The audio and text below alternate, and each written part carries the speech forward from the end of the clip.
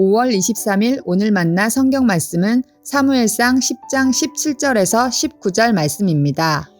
사무엘이 백성을 미스바로 불러 여호와 앞에 모으고 이스라엘 자손에게 이르되 이스라엘 하나님 여호와께서 이같이 말씀하시기를 내가 이스라엘을 애굽에서 인도하여 내고 너희를 애굽인의 손과 너희를 압제하는 모든 나라의 손에서 건져내었느니라 하셨거늘 너희는 너희를 모든 재난과 고통 중에서 친히 구원하여 내신 너희의 하나님을 오늘 버리고 이르기를 우리 위에 왕을 세우라 하는도다. 아멘.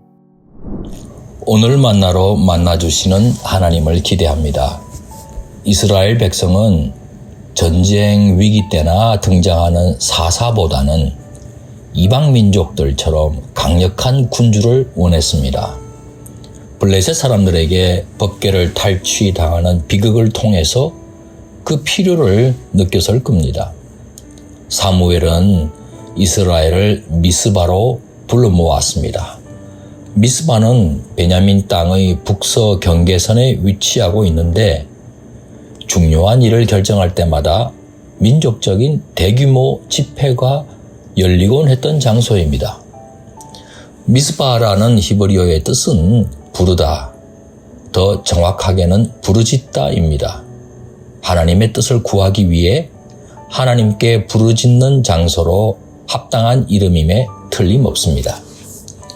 사무엘은 왕정 제도가 무엇을 의미하는지에 대해서 8장에서 이미 일러주었습니다.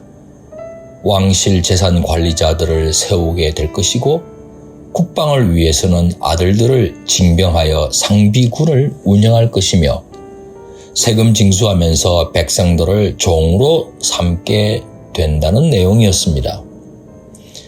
그런데도 이스라엘은 사무엘의 말 듣기를 싫어하고 왕을 요구해 왔던 겁니다.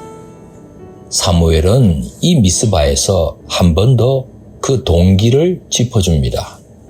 이스라엘의 요구는 지금껏 왕으로서 신실하셨던 하나님을 버리고 인간적인 동기와 열망에 기초하고 있는 것이라고 말입니다.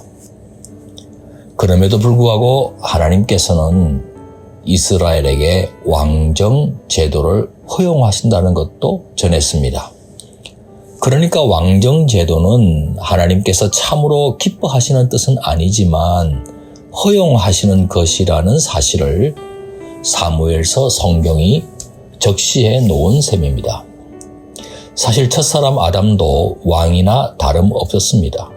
하나님을 대리하여 세상 다스리는 통치권을 받았기 때문입니다. 그런데 하나님께서는 아담에게 선악을 알게 하는 나무의 열매를 먹지 말라는 금지 계명도 함께 주셨습니다.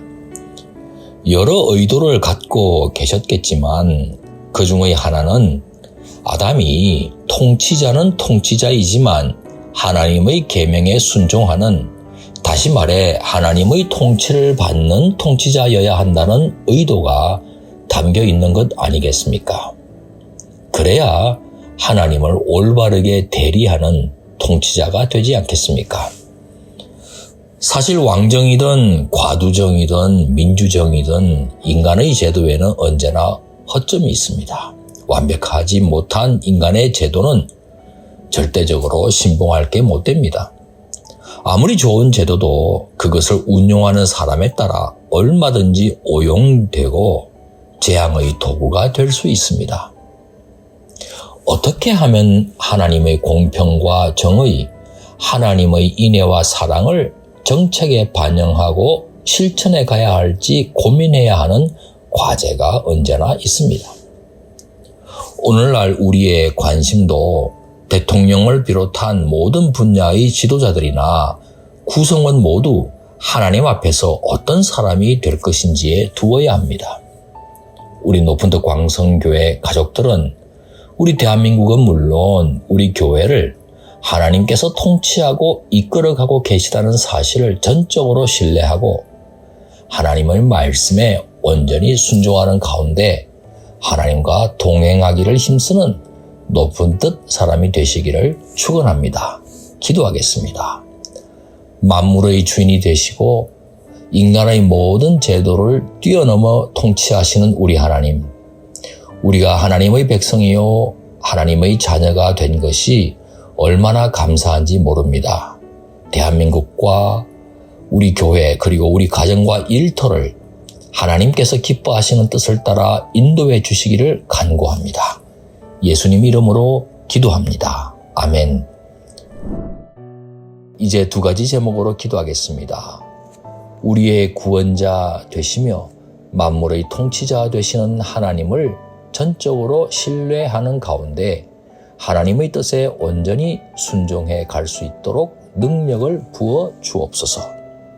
두 번째로는 선교사님들과 현지 동역자들이 아무리 어려운 난관에 봉착하여도 여전히 하나님께서 통치하고 계심을 신뢰하고 하나님의 뜻을 기다리며 하나님과 동행하는 하나님의 사람들이 되게 해 주옵소서.